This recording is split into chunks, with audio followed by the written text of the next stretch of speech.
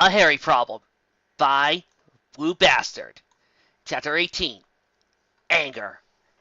Angel Bunny had never been so scared in his life. His back was to the wall, the rodents shaking uncontrollably and frantically looking for some way out of the situation. But there was none. Then again, how could he hope to get out of this new situation?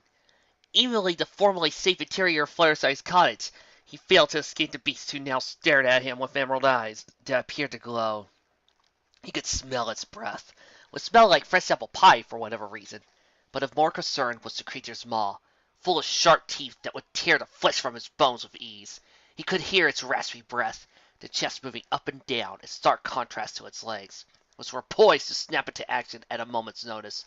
Worst of all, however, was the apparent truth Fluttershy, his owner, was in league with the foul offspring of unnatural origin. Now, Angel, as you know, I highly disapprove of you going out and pretend that you're this bloodthirsty hero or something out in the Everfree. But you need to understand how dangerous it is for a bunny like you, as I keep catching you trying to leave in that silly costume of yours, said Fluttershy, laying it on thick to Angel with a helpful application of the stare. So far, you're lucky you didn't get killed out there, but even my patience with you is getting pushed to the limit to its breaking point. That's why I have my friend Applejack here. She's a werewolf, if that wasn't obvious. And if you're going to go into the Everfree, you're going to get attacked by some creature like Applejack. Only they will actually want to kill you. And even if I catch you trying to go out to the Everfree, I will have Applejack get into your little head to never do it again by her own methods. Are we clear? Angel nodded, to which Fluttershy motioned for Applejack to leave Angel alone. Grunting, the almost feral form of the orange pony sucked off into the kitchen. Now out of the firing line, Angel fainted, satisfied with what had been accomplished, and satisfying the readers' own enjoyment of watching the poor little bunny getting tortured. Fluttershy turned and went into the kitchen herself. Inside the kitchen, she found Applejack laughing hysterically at the ruse she had just pulled. Does y'all see the little gal's face when I was all up and pretending to have rabies or something? I think he seriously thought I was going to eat him on the spot. As Fluttershy smiled, even though it had lasted just a few minutes, it had concerned to Pegasus that Applejack had so easily slipped into that false state of mind. It was relieving to see it had really been an act, and not an implication of what aging might still become. Yes, you almost had me worried I need to use the stare on you. Although I am a little concerned, since you were that good about putting on a false image of yourself. Oh yeah, don't worry about it, Sugar Cube, said Applejack, shifting back into her full pony form. I still suck at lying naturally, but acting is a whole different subject and something I could do as long as I'm not trying to pass it off as honesty. Plus, you are doing all the talking, so it was easier for me. Now, do y'all think you could help me out with my hunger problem? Of course, said the Pegasus as she moved to the fridge. After Applejack's revelation to her family and closest friends, which basically is the same thing, AC found that her assistance very beneficial. For starters, it turned out Fluttershy imported meat in small amounts to help care for larger of her animal charges, as some of them were purely carnivores, to which she didn't need to pay anything for a dude to be able to classify it as tax write-offs. She worked with Applejack to figure out a schedule on how to handle the issue of the farmer being slightly more carnivorous than her fellow ponies, and adjusted the meat order quantities to have ready to give to the werewolf when need be. On the menu tonight were some extra burger patties that had been left to chill out in the fridge. Normally, Fluttershy only ordered the patties so that after cooking them thoroughly, she could cut them up into small chunks for her small carnivore creatures to eat easier. In Applejack's case, Fluttershy was essentially running a small-time burger joint of her own, although the only customer was one of her best friends, and she never insisted on being paid. I still can't believe you're okay with doing this for me, making meals and all, said Applejack, as she sat at a table Fluttershy had prepped for her, while the Pegasus brought out 2 meat burgers. A lot of ponies think that because of my connection to animals, my timidness makes me scared of having to deal with the remains of animals killed for food. But that's not true. Animals kill animals in the Everfree and elsewhere in places where they aren't cared for ponies. So, while I personally do dislike the idea of killing for food, I recognize it as a necessity to keep providing for these animals. And with you, I know you don't really actually want to eat meat. It's just something you need to have do to being a werewolf and all. So don't believe I think any less of you because it's something you had to do against your will. Thanks, Fluttershy. Applejack chirped before she started to dig into the burgers Fluttershy had provided. Just then, there was a knock at the door. Fluttershy wordlessly moved to greet the unexpected visitor. On her porch, she found Rainbow Dash, who had a concerned look on her face. Hey, Fluttershy, is, Applejack here? Oh yes, but right now she's satisfying those cravings she gets due to her lycanthropy and all, and although she'd probably say otherwise. Applejack interrupted from her seat. Fluttershy, for Celestia's sake, just because I'm eating meat doesn't mean I have to eat like some famous critter or anything. Especially since the fact that these meat in them is the only thing separating them from, say, tofu burgers, which every opponent eats, more or less.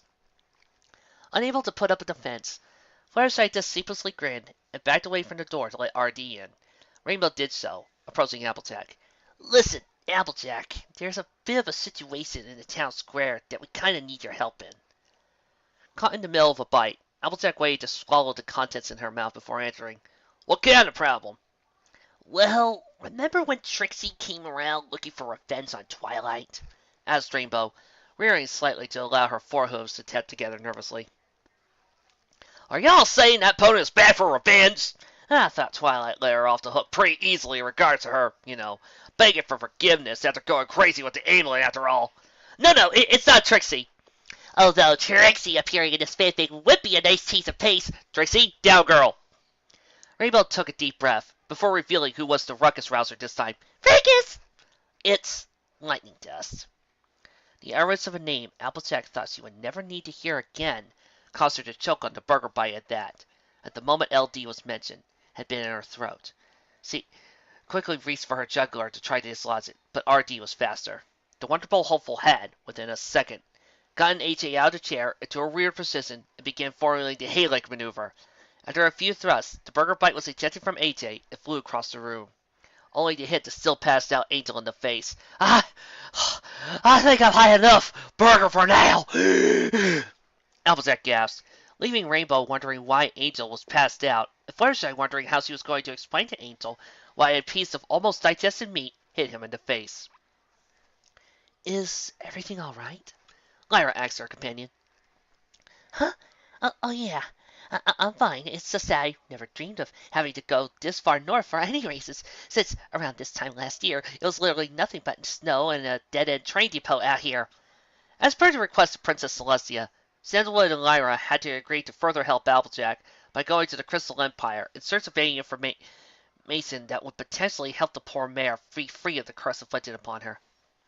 I would totally agree with you there, Sandy. Heck, I didn't even know there was anything up here until rumors after the royal wedding fiasco started saying they had to make up some kind of principality up here or nowhere for the princess to rule over. The fact that the Crystal Empire just happened to be prime real estate that showed up not too long afterwards didn't help. But then again, maybe it was all destiny or something, I don't know. Lyra, you're just disappointed that there isn't anything about humans in the Empire, aren't you? Well, duh. How long did you take to figure that out? Soon, the train pulled into the old train depot that now served to link the Crystal Empire into the rest of Equestria. However, despite being the newest structure for miles around in terms of our architectural design, it dwarfed even its own platform by the majestic Crystal Castle in the distance. Dwarfing even that, however, was the royal decoration waiting on the platform, already sticking out like a sore thumb due to the small number of candlelight guards, on loan for the capital until the Crystal Empire could finish training up an equivalent force to provide more jobs in the Empire. Most noticeable was the bright pink alicorn dressed in regal regalia and a male coloration of light lavender, yellow, and more pink.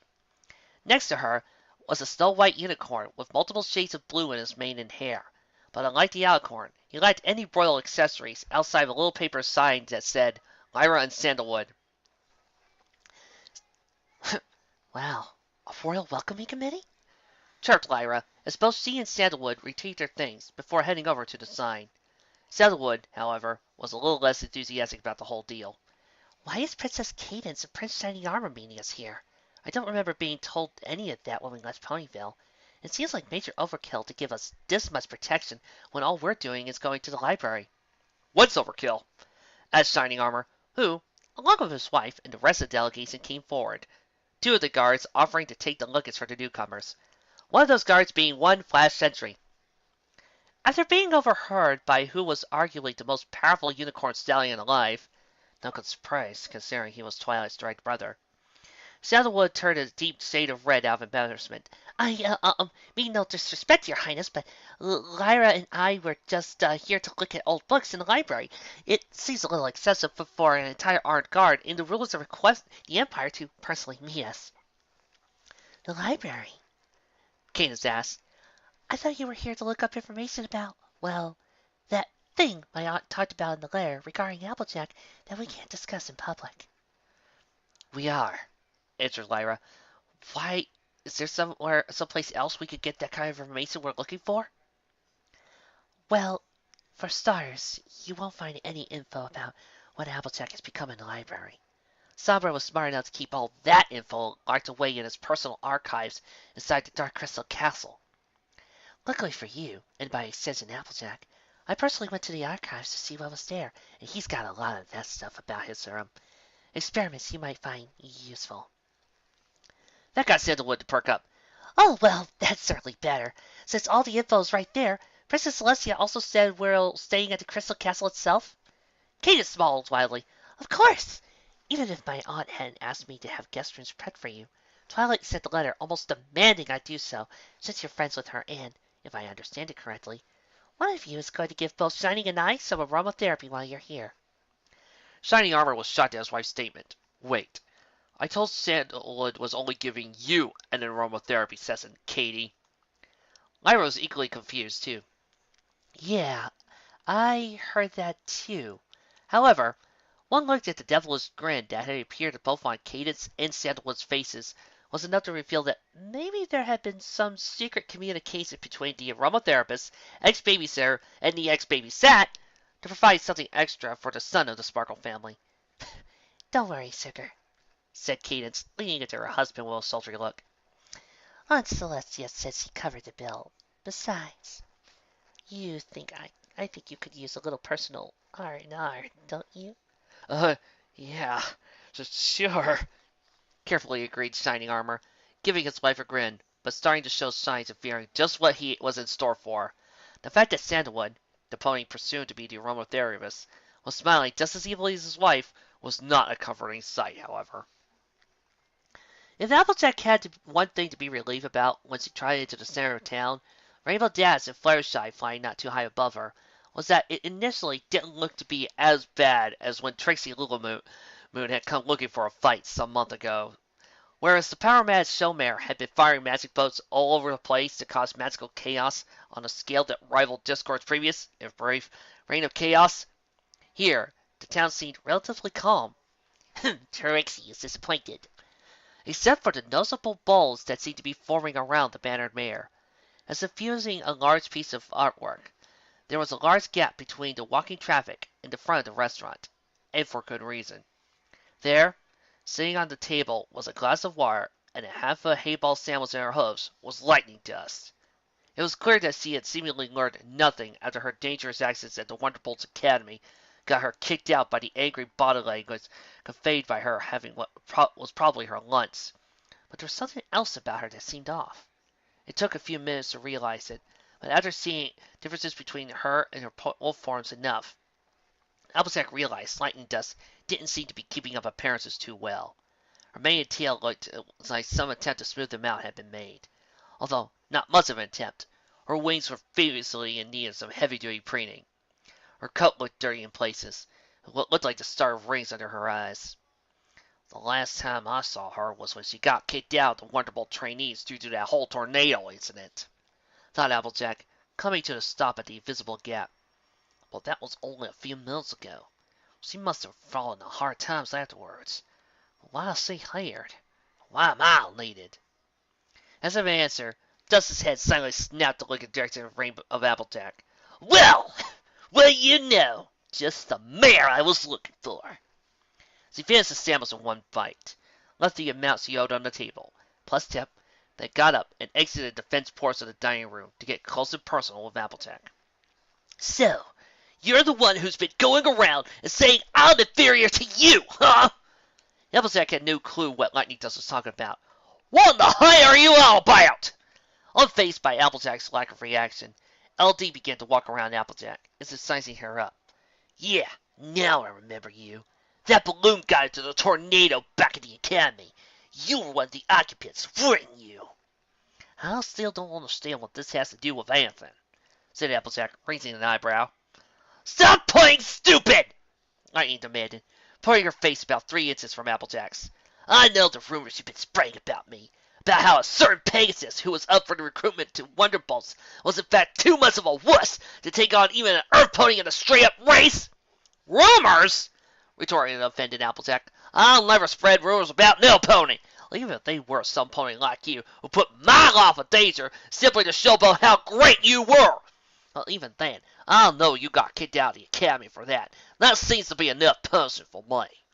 Rainbow Dust's face huffed. Oh, for Celestia's sake. Go home, Lightning Dust. You're drunk. Even though it's only 1 in the afternoon. I don't know what you've been hearing, or if this is some massive ploy to try and indirectly hurt me through my friend, but opinion noted and ignored. Lightning Dust interrupted, shooting a death glare at a former compatriot. I've had a hell of a time trying to ignore how some pony I thought was a close pal ended up selling me out simply to get a boost in the academy. Don't give me a new reason to buck you in the face. The problem in front of me is substantial enough. Angered at Lightning Dust's accusation of Rainbow's resignation from the academy having been something against her own nature, Rainbow Dash looked like she could instantly launch into a sonic rain boom and sent the upstart LD sailing toward the other side of Equestria. However, Applejack decided to put an end to the problem before either Pegasus did something she would later regret. Alright, that's enough out of you, Dust. I don't know who your friends are or what they've been telling you, but it appears you believe them enough that nothing that I or my friends will say to change your mind, even though there is no evidence to support those outlandish claims. So the only way I see settling this is if we have a good old-fashioned race. You and I, through the whitetail woods on the route for the running of the leaves. If I win, you stop saying I'm spreading lies about you, and whoever tells you otherwise will have evidence against him. If you win, then we're proving that a Pegasus who could have made the Wonderbolts could be an Earth pony all night flight. Fine!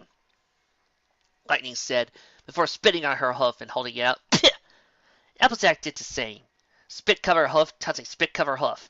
However, unlike the time Applejack did this with a Pegasus, it was with Rainbow Dash, and there had been additional competitive spirit. Not here, where AT and LD just glare at each other. No friendship to be found. The Crystal Castle, the shining beacon that spread the aurora of good feelings all over Equestria, stood in all its majesty in the center of the Empire's capital city. To the average newcomer, it was a marvelous monolith that looked far more like a starship that had arrived from some other planet instead of a product of architectural styles from a millennium ago. They would never have suspected the Bastion's true, dark origins, where it was the core of a fortress headed by the false King Sabra, and it was more of a massive scar sticking out of the ground, covered in dangerously sharp-looking crystal formations. Even then, even with the castle in its current purified form, it still contained dark tracers of its former master within its confines. In a room walled off to even most of the castle's conventional territorial staff, the personal archives of Sabra still remained. While rumors spread far and wide as to how Twilight Sparkle had needed to resort to corrupted dark magic to save the Empire, possibly damning her for the rest of time, the truth was, Twilight had but used the most basic corruptive spell just 2 times to make her way to the top. Much more powerful and more dangerous magics had been sealed in warm tomes for ages, waiting for a weak-willed unicorn to come along and abuse them beyond the point of return. Fortunately for Lyra and her companion Sandalwood, Celestia had sent some of the Royal Maid's archivists to investigate the tomes and remove anything even remotely dangerous on those terms. All that remained, really, was research notes on the more physical experiments Sabra had pursued in his dark reign. Looking at these notes, Applejack's issues looked downright minuscule in comparison to what these poor ponies suffered at the mercy of Sombra, said Lyra. No kidding, replied Sandalwood, quickly tossing a tome aside after deeming it filled with nothing but rather graphic illustrations, drawn by Sombra himself, depicting the results of his attempts to make his slaves no longer need to be fed. Sandalwood was of the opinion that, after looking at just one of the images, it would have made her a strict vegetarian if she wasn't already. I think it's safe to say that Sabra was, in fact, insane, added the Mint Unicorn, as he quickly paged through a book titled War Thunder, A Beginner's Guide to Waging Large Conflicts Between Multiple Nations at Once, which didn't really seem to belong in a room filled with research notes. Wow. Sabra actually owns a copy of Alistair's journal, The Power to Destroy, and Ponies Make War. This secrecy thing sucks! Exclaimed Sandalwood. We've been digging through this damn library of nightmares and horrors for almost several hours by this point, and all we found is every villain and cult's worst fears, except anything involving werewolves! You sure about that? Coolly replied Lyra, who held up an open book titled How I Did It by King Reginald Sombra. This whole book is apparently about all his greatest hits and stuff, and it has werewolves as listed as the second most significant thing he did. Sandy was stunned. Really? He thought werewolves was the only second greatest monstrosity he'd given birth to? What hellish thing did he conceive of that he thought was better than that? C3? Michael Bay Transformers movies? The Ninth Season of Supernatural? Self-generating crystal spells. Of course! Walking over to Lyra, the unicorn and Earth Pony began to read into the text that hopefully could provide the help Applejack needed to escape a curse created by a mad king. You could have saved us a lot of trouble by just admitting I'm faster than you, even on the ground, and you wouldn't have to tire yourself in vain, sneered Lightning Dust.